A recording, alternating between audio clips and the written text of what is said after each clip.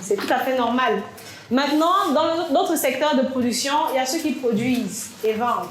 Donc, vous décidez de vous lancer dans un domaine précis, la savonnerie, les laits. Et j'insiste là-dessus. Quand vous faites former en cosmétique, j'aime bien souvent le dire, ne vous levez pas et dites que vous allez vendre tous les produits que vous avez appris. Parce qu'on peut apprendre près de 150 produits différents. Ne dites pas que vous allez vendre les 150 produits différents. Je dis généralement, ce qui est judicieux, c'est qu'après étude de marché, vous remarquez, vous relevez un produit qui passe très bien sur le marché, vous le maîtrisez, vous bâtissez une notoriété à partir de ce produit-là pour faire ensuite des produits qui peuvent en découler. Je prends l'exemple. Moi, quand je commence, je fais une lotion. Donc, mon produit principal, c'était une lotion. La lotion a pris la tournure qu'elle a prise, m'a donné de la notoriété. J'ai mis après la lotion l'eau micellaire.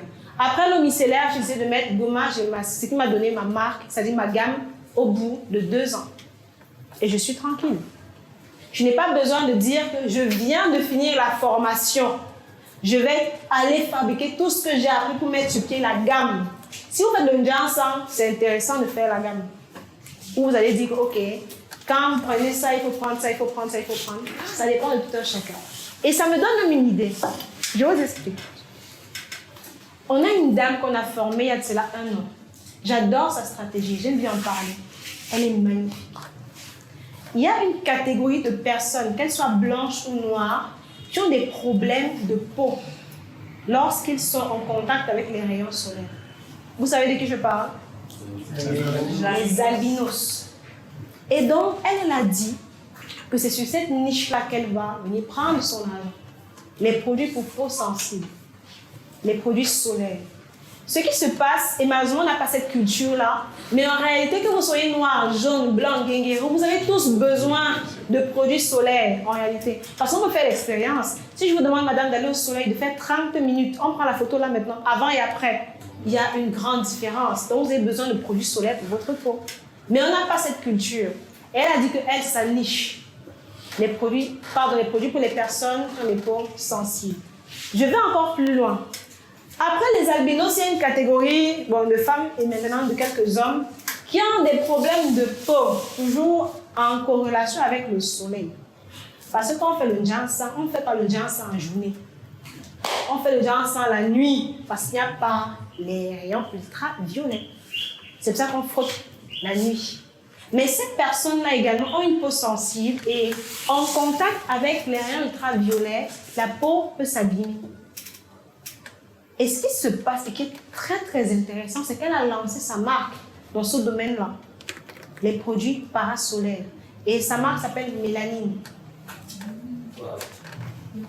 Le branding est nickel, branding maison ici, nickel, le nom, tout, propre. Maintenant, pour celui qui n'est pas stratège, il ne va pas comprendre. J'ai parlé de la deuxième catégorie de personnes qui font le Ndja ensemble. Et ce qui se passe, c'est qu'automatiquement, elle va lancer une marque de Ndja ensemble. Et lorsque tu vas prendre ces produits de Ndja ensemble, elle va te dire par la suite, tu sais, les produits de Ndja ensemble sont bien, les produits marchent, ta peau sera propre, tu n'auras pas de taches. Mais, comme il y a le soleil, il faut que tu dises ça en journée. Tu dois prendre également ma gamme de produits solaires pour te protéger.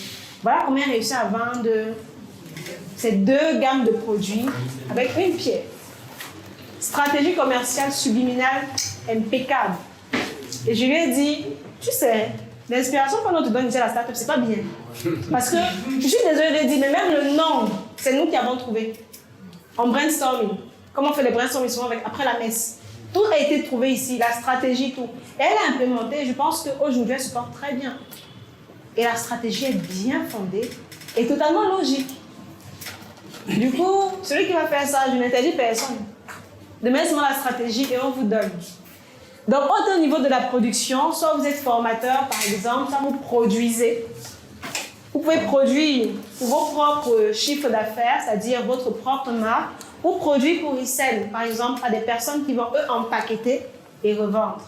Un peu comme on a dit pour les grandes firmes de cosmétiques qui mettent à notre disposition des bases de produits. Est-ce qu'on est ensemble? Ça va? Ça, c'est la famille. Ça viendra. On va arriver. Maintenant, au niveau de la phase de commercialisation. il y a la stratégie à mettre sur pied. Et c'est là que j'aime souvent dire, vous ne pouvez rien faire seul. J'ai essayé. J'en ai été victime, malheureusement, mais on ne peut rien faire seul. Donc, quand par exemple on fait des formations cosmétiques, la première question qu'on pose après les présentations le matin, donc madame, la première question qu'on va poser demain, c'est qu'est-ce que vous souhaitez faire à l'issue de cette formation? Et 90% disent qu'elles veulent créer une marque. Donc, ce qui veut dire que si on a 10 personnes, 9 veulent mettre sur pied chacun une marque. Ce qui est problématique. Parce qu'on ne peut pas se mettre à créer des marques tous les jours comme ça. Chacun crée la marque, l'autre crée. Et le problème, c'est que même le circuit de vie ne va même pas décoller. Parce que tu vas rencontrer des embûches terribles. On va t'abattre avant que tu ne t'avoles même. Directement. C'est pour ça qu'étant seul, vous ne pouvez pas faire le point. Il vaut mieux, 10 cerveaux réunis qui peuvent impacter qu'une personne qui est seule. Vous pouvez dire que la ligne, si par exemple, vous essayez de vous mettre ensemble pour mettre sur pied une marque de produit. Et ce qui est bien, c'est que quand on sait que chacun a des actions dedans et qu'à la fin, quand on va diviser le chiffre d'affaires, si ce n'est pas beaucoup, c'est à cause de nous-mêmes dans un premier temps. Parce que vous n'encouragez pas les gens à consommer vos propres produits d'abord. Il faudrait que vous-même vous les consommiez et que vous dites aux gens, consommez ces produits. Comme ça augmente votre chiffre d'affaires. Et là, on parle encore de communautarisme économique. C'est comme ça que ça se passe au niveau de la commercialisation. Soit vous êtes seul, soit vous avez un réseau qui vous aide. C'est automatique. Et ceux qui ne veulent pas être dans le réseau, chacun ses problèmes. Parce qu'on s'est rendu compte qu'on n'a pas le point financier. On n'a pas le moyen financier qu'il faut pour avancer chacun alone. Pourtant, entre 1 million qui sont posés là et 10 personnes qui cotisent chacun 1 million, forcément, je vais aller rejoindre ceux qui cotisent 1 million. C'est logique que le chiffre d'affaires sera plus intéressant. Donc, au niveau de la commercialisation, il y a énormément de stratégies qu'on peut mettre en œuvre. Et on va en parler quand on va prendre le prochain point, qui est comment mettre sur pied maintenant une marque de produits cosmétiques. On va parler produits, on va parler stratégie. Donc, avant de continuer, il faut qu'on mange, il faut qu'on boive. Je vais donc accorder une autre pause de 15 à 20 minutes pour qu'on puisse manger et boire. On est d'accord? Après, on vient créer nos marques. Nous, c'est notre marque. Oui. Avant la pause, Oui. Au niveau des intrants. Au niveau des intrants. Oui, vous avez dit une des missions principales de Startup Cosmétiques, c'est de produire Localement, les intrants. Oui, je ne sais pas si c'est un certain nombre d'individus qui permettent la technologie individuellement produire ces intrants, ou soit si c'est une structure qui produit, puisque j'ai eu besoin de l'huile de soja. J'ai contacté l'honneur. Oui. Bon, jusqu'à présent, je n'ai pas toujours pu avoir. L'huile de soja. Oui. D'accord.